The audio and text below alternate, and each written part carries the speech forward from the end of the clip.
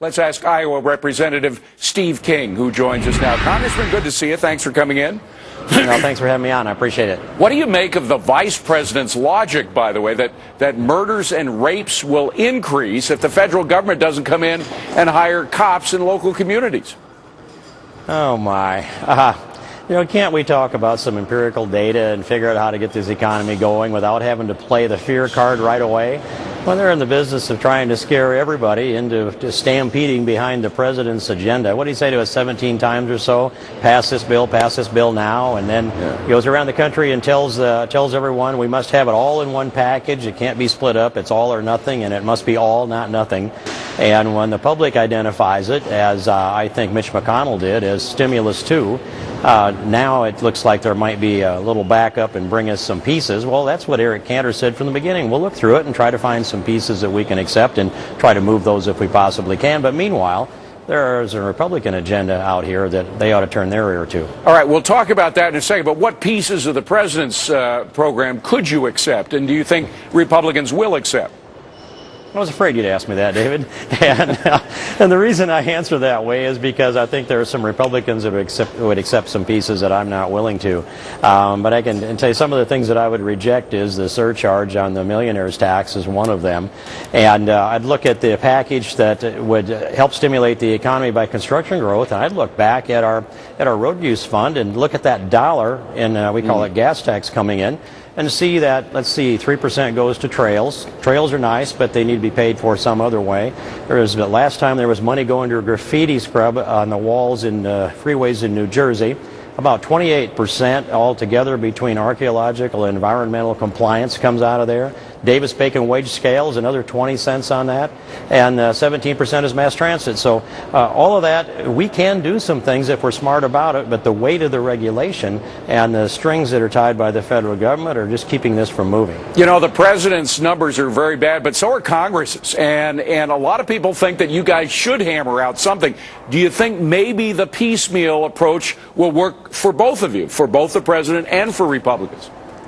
Yeah, I don't know. I think too often we get into this position. Just not quite a year ago, we had the tax proposal that came forward, and that was Mitch McConnell's negotiation with the president. I think they overlooked the fact that Republicans had won a majority in the House. But that proposal that came through, I don't see anybody out there campaigning on the success of that deal today.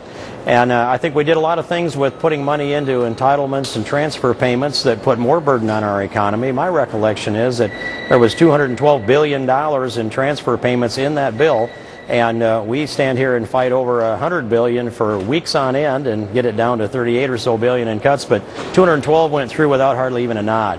So I think we need to get down to the basics of this economy, and we do need to reduce regulation. I think the Republican proposal to freeze regulations is a good idea, and it would give some confidence. Well, freeze them as they are, because as they are, yes, they have some pretty onerous, the EPA anyway, has some pretty onerous regulations that are shutting down coal mines in West Virginia, shutting down drilling in the Gulf, and of course, possibly even closing some power plants. Well, and you are right. The first step is put a moratorium on new regulations. The next one is how we address that. Now, there's a bill that will be moving through Judiciary Committee tomorrow called the REINS Act, which requires that Congress approve any rule that has more than $100 million impact on our overall economy. Mm-hmm. That's a good first step. I want to sunset them all, and I'm in fact drafting a bill that sunsets each rule in the end of 10 years, and we have to set it up so we can rotate it through. I think that would be a great big change in this onerous weight of government, and it would put some reins on the President of the United States and pull back on them as he's seeking to circumvent Congress and do legislation through the rule process instead. Very quickly, it's got to be the last point. What do you think in the Republican jobs plan could the President accept? That's a tough one. I don't know if I have an answer for that, David, on what it could be out of the Republican plan. Well, maybe lowering the corporate tax rate. The President's talked a lot about it. Well, I'd certainly be for that, and I would hope that he could. That is something that would give some more confidence to the economy. Capital gains would be another one, especially to bring in some of the stranded capital overseas. Let's get more capital working in this economy. And I make another point, and that is that about 2 months ago, for the first time in the history of this country, we reached the point where those not in the workforce, that means the unemployed, plus those, according to the Department of Labor's website, who are simply not in the workforce of working age, is now over 100 million people. That's our available labor force.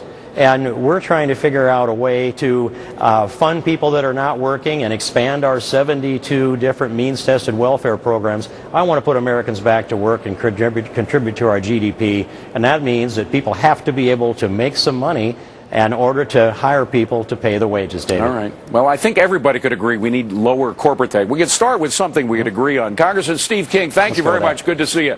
Well,